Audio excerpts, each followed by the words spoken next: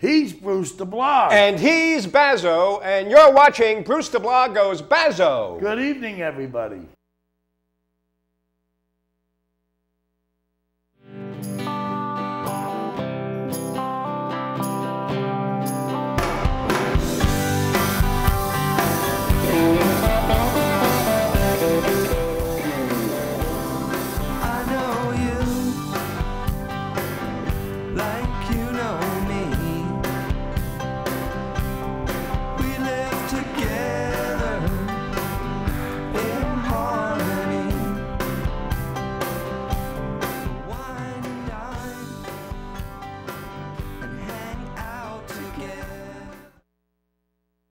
Hi everyone, and welcome again to another episode of Bruce the Blog Goes Bazzo as we head into the last month of the year, Bazzo, December. First week in December already, can you believe it? I know.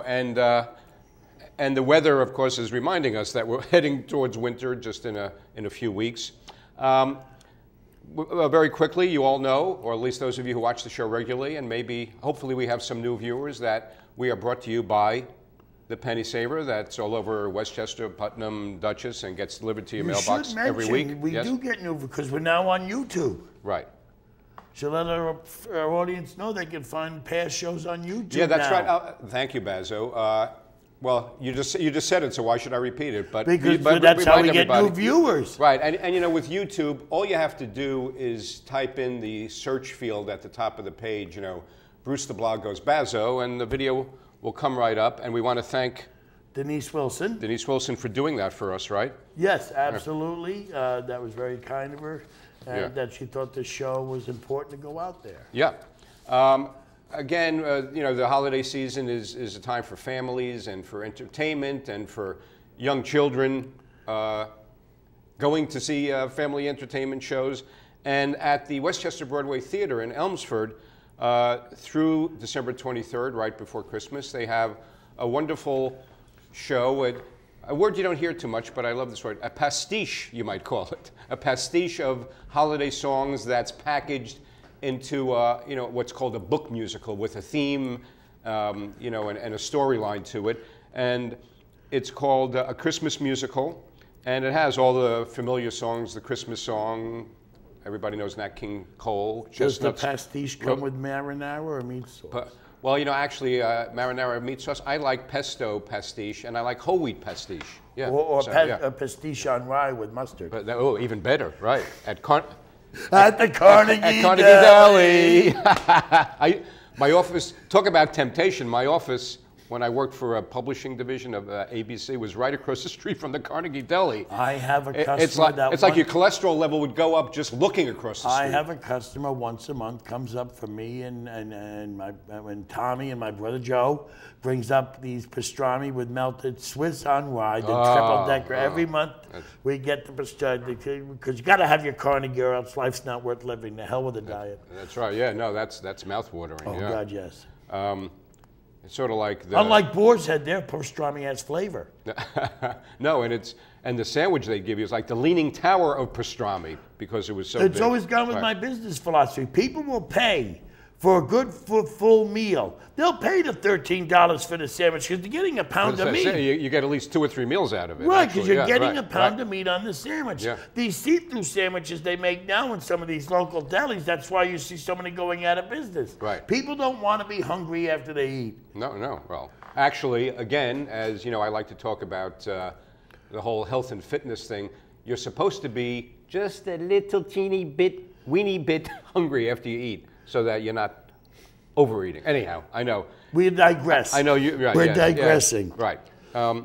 Anyhow, but again, Westchester Broadway Theater Christmas musical. You can go to BroadwayTheater.com to find out about that. And we always plug, of course, our friend Barry Liebman at Yorktown Stage. I mean, it's in Yorktown, but it's a theater with great regional appeal because he does a great job putting on really high-quality musical productions.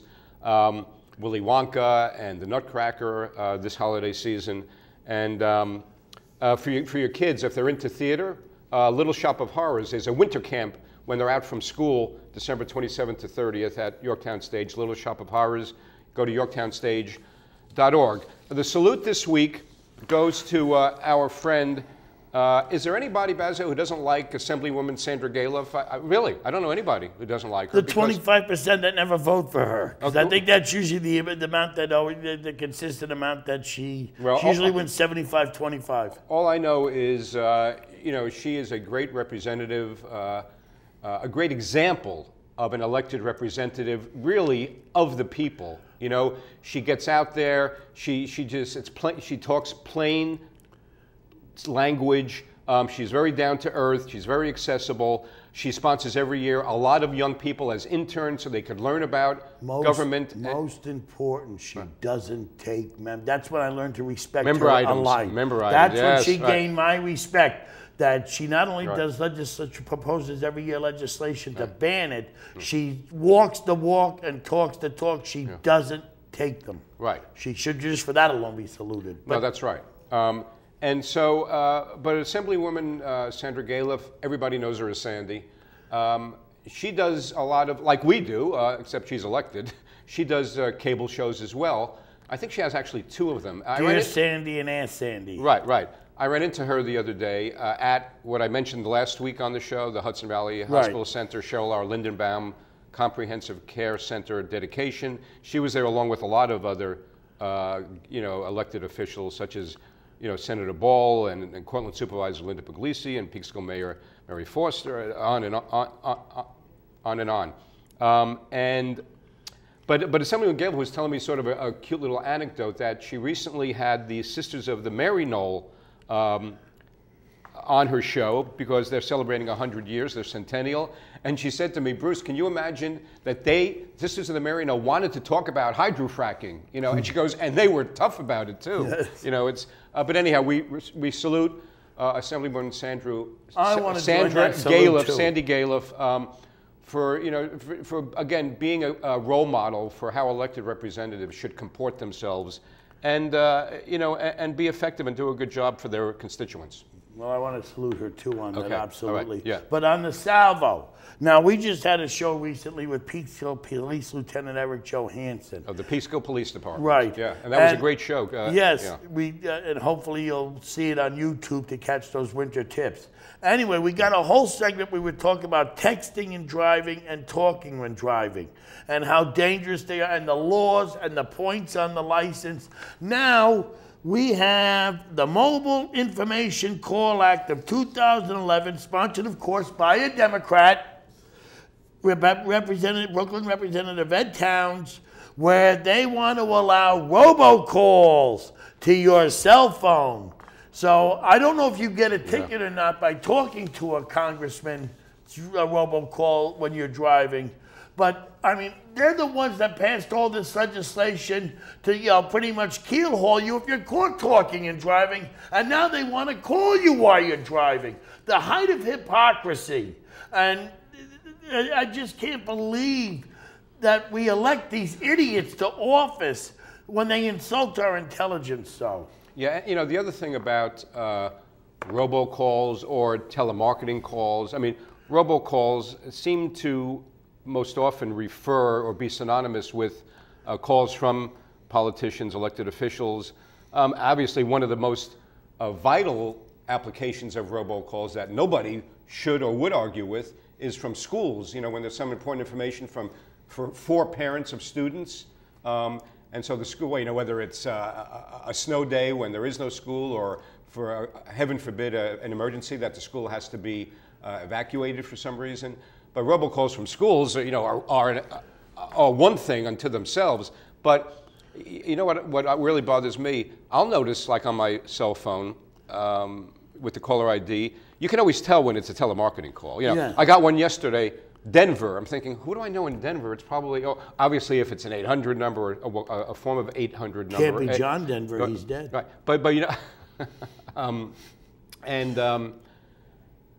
So, but you know, part of the thing with do not call registry and the whole telemarketing legislation or policy is they say if you're doing business with the company, I mean, if you went online and you entered your cell phone number, a lot of companies will infer, okay, then you gave me permission. I mean, they'll use any excuse to argue that they have permission to call you, even if you're on the do not call registry. But what I find is when I see on my cell phone they're calling and I don't answer it and they keep on calling, they don't leave a message. And my definition is, you know something?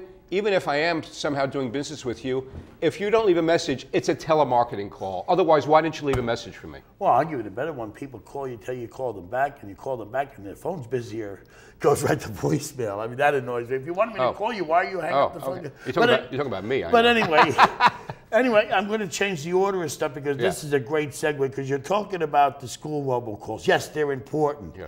And this is what happens. You say, I'm going to make the exemption for the schools. Yeah. Then everybody else says, but I'm just as important. Well, they're not. But they think they are, and this is the segue, the county executive's budget. Yes, okay, great segue. Because we were going to talk about the presidential politics, and I'm changing the order because this is a great segue because of the Gimme Brigade. He proposes a budget, and he proposes cuts to certain well, you know, by the way, it's appropriate because you're usually out of order. Yes, but this is, I couldn't resist. And we are live and we're unrehearsed. And this is one of the first times you ever see me with notes, but I wanted to get the name of that robocall bill correct. Was that the Daily News? Or? Huh? No, the New York Post. Okay, all right, same thing. It's not the New York Times. I wouldn't pay money to a liberal paper. Oh, okay. But anyway, in all seriousness, the Rob Astorino County Executive's bill, which is still going to be dealing with a supermajority in the legislature, even though as of this taping, the Democrats don't have it anymore. But for this budget, for he still Westchester does. County Board of Legislators, County, right? Yes. But anyway, he cuts back on certain county charities, you may want to say. I call them the Gimme Brigade. Services, social services, for example. Right, I call them because everyone says, don't cut mine. Right. Cut theirs. Right. Or better yet, let's raise taxes on the people that are footing the bill, even though they're already the highest tax county in the nation. Right. Well, you know, a service is always essential to the person who is representing it, you know, or who works at that service. To them, it is essential. You know, I can understand that. Yeah, their job. But I think County Executive Astorino, who is highly articulate, I mean, he comes out of the radio broadcasting industry, and he's a very effective communicator. But he made, I thought, a very pithy comment that also is a substantive comment by saying that there's no such thing as an essential service if you don't have the money to pay for it. And that's what people who keep insisting that their service is essential don't seem to understand. Okay, I can empathize, you know, with a social services agency that, you know, for children, for the underprivileged, I understand that, but don't just complain about the budget cuts. Where is the money coming from? You know, offer a suggestion, a solution. Where is the money coming from? New York State has 37 different services for children. The federal government on top of that has 87 separate services for children. Does Westchester County need services for children? You've got over 100 between the state and the federal now. Right. It's essential, and then you say, and you can almost understand the Gimme Brigade saying how important I is when you realize that the county is paying for playland, it's paying for golf courses, and their workers don't have to pay for their health insurance. Right. And I brought that up because you said that off the air. And as we were talking about, right, I mean, you know something, folks, in all fairness, if you want to complain, and I understand it. I understand that there are very valid complaints about budget cuts. I mean, nobody wants to see budget cuts if we could avoid them. But that's how not about an accurate statement, because if you have bloat, people want to see budget cuts. I'm just saying, okay, you're right. I have to rephrase it. Nobody wants to see cuts to essential services. Yeah, that's of course, the definition of essential services is very fluid and very subjective, right? But what I'm saying is, how about aiming some of the complaint to unions where they're saying, in response to, let's say, County Executive Astorino or other legislative executives who are asking for concessions, and the concession in this case is, how about contributing something to your health care? And if a union is saying no, I mean, how dare they? You know, anybody who works in the private sector every year, and it's happening again right now, you know, we get the word, you know, through our management that through the healthcare provider to the management, down to the rank and file. You're going to have to pay more, contribute more. Premiums go up. You have to maybe contribute more. How dare the union people think that it's okay for them to say, I'm not contributing anything? I mean, they're not contributing anything? Look at the transit union. Cuomo's got from the biggest unions in the state concessions all across on their contracts, including paying for health care. And what does the transit union say? Spit on you, we'll strike again before we give back anything to the state. Yeah. And I always, do make a point of saying, in principle, in concept, what unions are supposed to do is a good thing. But as with so many other things, a gun is a good thing. A gun is neither good nor evil. It's the way people use it that could be evil, that could be illegal. So it's the way that unions sometimes are used or abused that we have problems with. And in this case, to say they're not contributing anything to the health care, it's beyond comprehension, actually. And this is where they want to get you. This is where the class warfare comes in.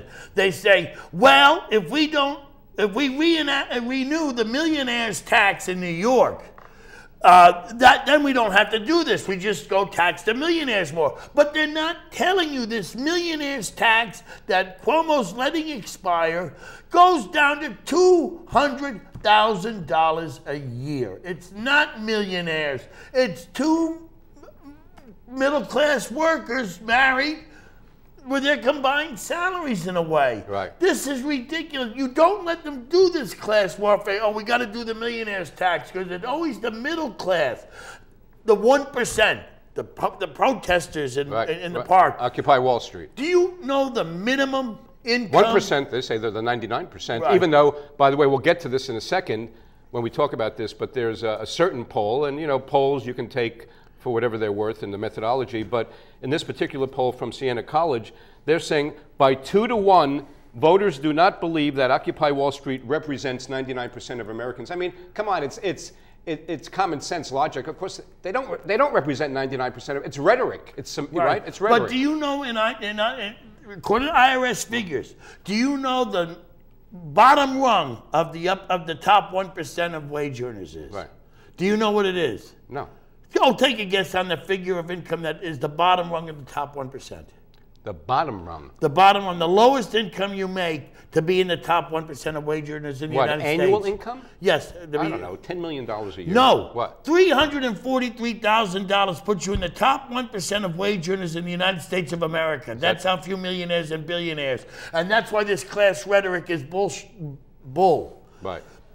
Yeah. I mean, that's all right. That's all right. You're allowed to spit. If you make $50,000 a year and up, you're in the top 10% of wage earners that are paying taxes. $50,000 and up pays 97% of all taxes to the federal government. The $343,000 and up pays 47% of those taxes. These people are already paying their fair share. No, right. And not only that, but, we've lived in Yorktown. We happen to live in Yorktown since 1993.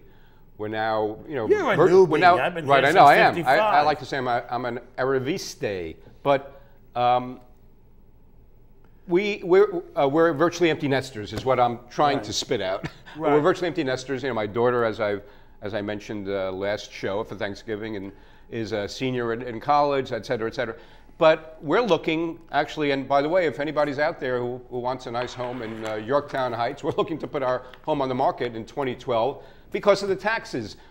That's just a long-winded way of saying, I don't know what it's like to be a millionaire. We don't want to stay there because we don't even want to pay Yorktown taxes. Westchester taxes are outrageous. Talk to anybody who lives in Connecticut, and they'll look at you like you're crazy when you tell them what you pay for your taxes relative to how much your home costs and how big your home is. I was talking to a couple of real estate agents yesterday about this because for the penny save, we're going to put together a whole real estate advertising package. And so, but the point is, so I don't know what it's like to be a millionaire, to make $1 million.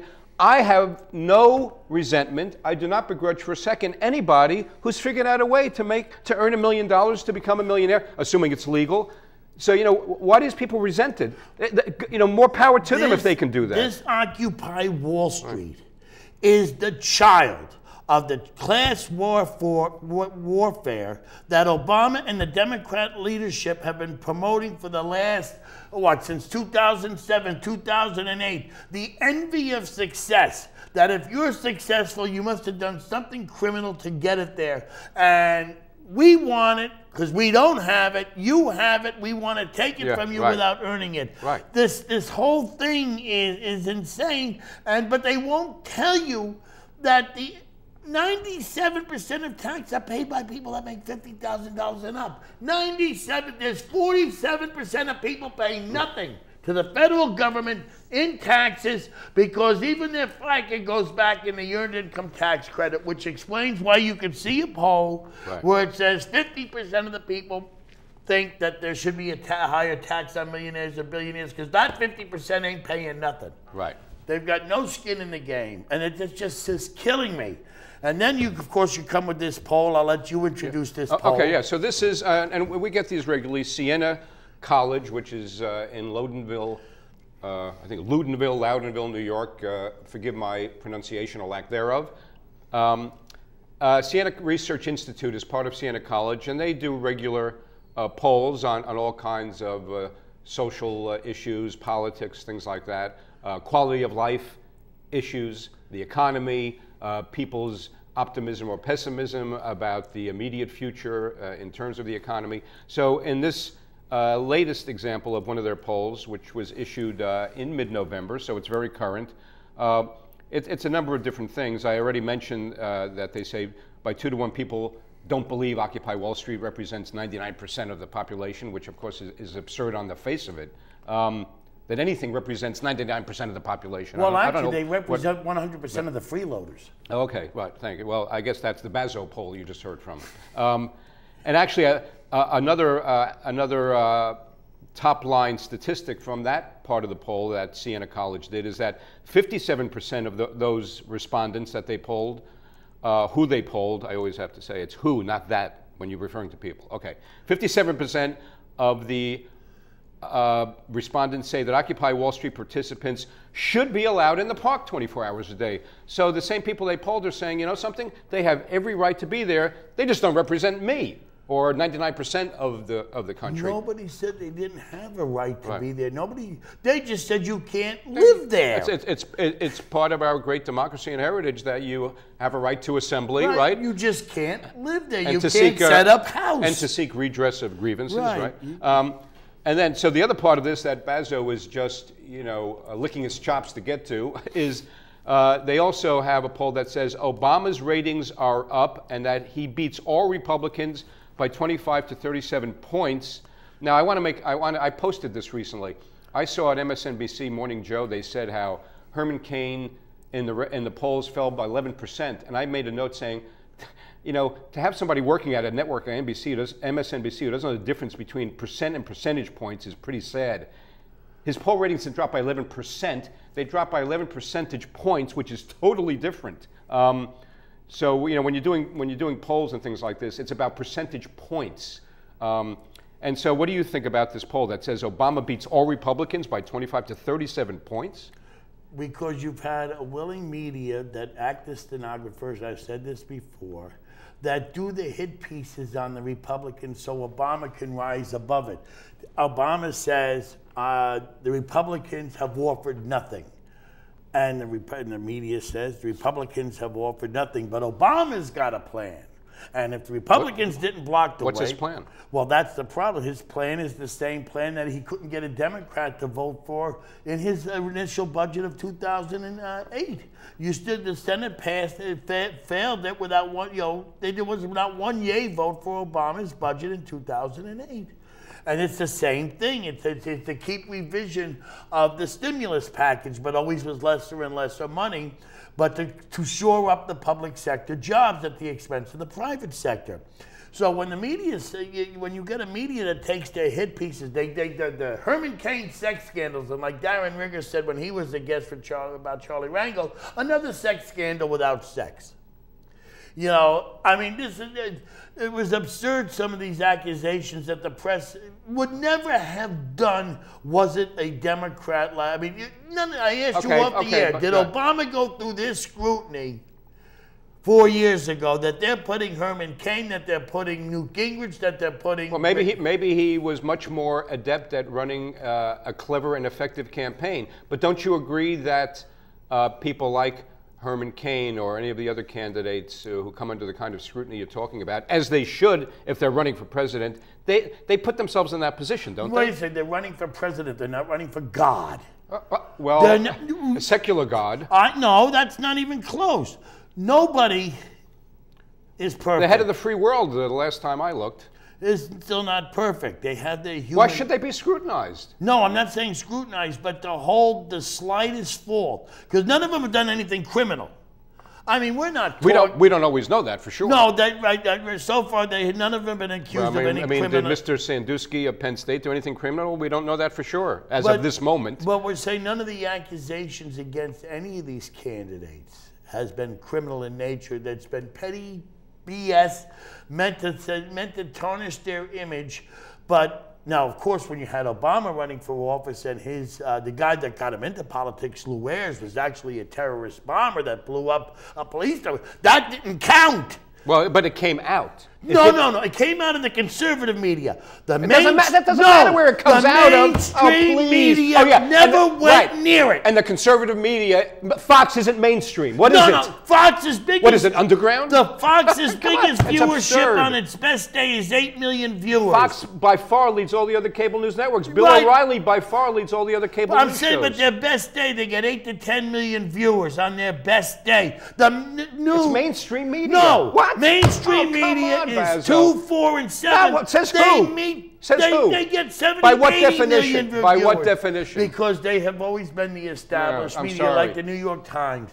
I'm sorry. We're both sorry. They reach a wider audience than cable news. It's still mainstream. 8 million is not mainstream? Not enough, not compared to their double-digit audiences. You're talking about relative, so what? Last time I looked, there weren't cable news shows on broadcast networks. But you're proving my point. If it wasn't for cable, if it wasn't for the internet, if it wasn't for talk radio, none of this stuff would have come out. But it did come out. The free TV side of media that you don't pay for, because a lot of people only have the free TV side. Do you think every employee of, let's say, Fox News is conservative? No, actually, no. They're doing their job. That's all. They're doing their job.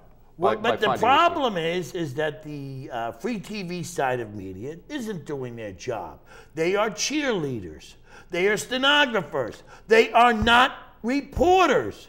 I mean, even the John Edwards scandal, they had to get from the exact... Now you're getting onto something, because there are very few journalists left you're right, in electronic media, online media, very few real journalists left. Most of the real ones are independents, like, what's his name? Although journalists would laugh at me for saying this, Matt Drudge. Right. But he does all the legwork, right? But so do the people in the Inquirer. They did the John Edwards scandal. Right. They were the Monica Lewinsky scandal. Right. That was them. They did all the heavy lifting. Right.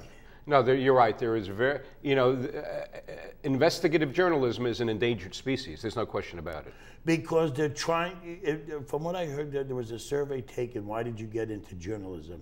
And the 80% answer, to make a difference. Watergate. If you ask kids of my generation, it's... right, well, actually, it's not even I graduated before Watergate, but I'm just saying, if you ask, journalists of the last, let's say, recent generation, it's Watergate that got them into journalism. Right, but they said to make a difference. Woodward and Bernstein got them into journalism. Right, to make a difference. But a reporter's job is not to make a difference. Right. It is to report the news. You know Journalism 101 that's taught to reporters when you're writing stories? You don't tell, you show. There's a fundamental difference. Anyhow, it's time to wrap it up. We went through 30 minutes Yes, already? we did. Oh, jeez. Okay, these were my opinions. You may beg to differ. And when Bruce the Blog listens, people talk. Thank you, everybody. Good night, and I'm going to get yelled at when I get home for yelling.